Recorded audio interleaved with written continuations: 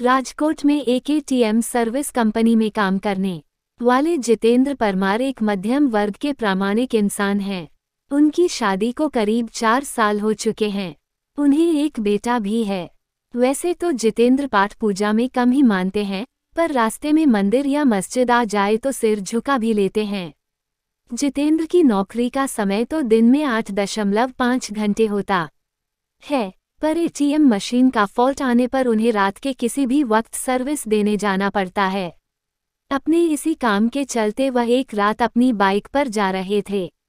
उन्हें शहर से थोड़ी दूर बसे एक रिहाइश इलाके के पास में एटीएम फॉल्ट ठीक करने जाना था। वैसे तो इस काम के लिए 2 एग्जीक्यूटिव जाते हैं, पर जितेंद्र का पार्टनर उस रात बीमार था तो सर्विसिंग के लिए उन्हें अकेले ही जाना पड़ा।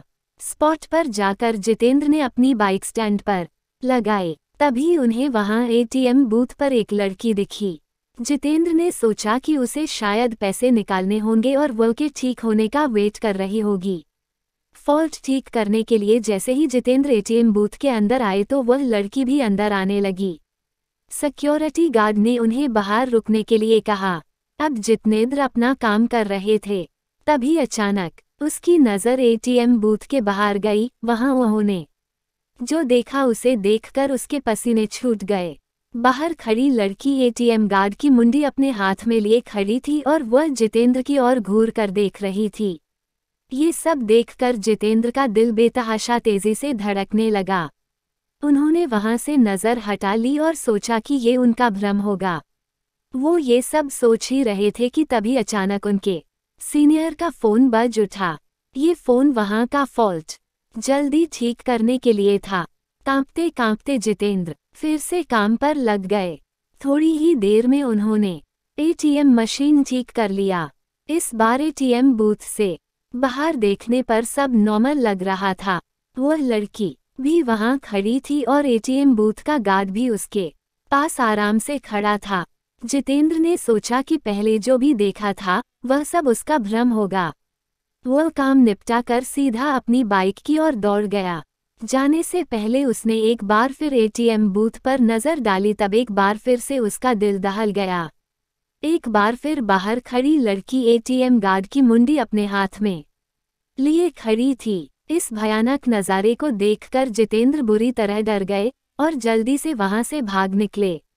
राजकोट वापस लौटते वक्त भी उन्हें बार बार यह भास हो रहा था कि उनकी बाइक के साथ कोई परछाई चल रही है। वे घबराए हुए बीके चलाए जा रहे थे कि ना जाने कैसे अचानक ही उनकी बीके बंद हो गई और ठीक एक बरगद के पेड़ के पास जाकर रुकी। जितेंद्र जी को यकीन नहीं हो रहा था कि उनके साथ ये सब सचमुच हो रहा है।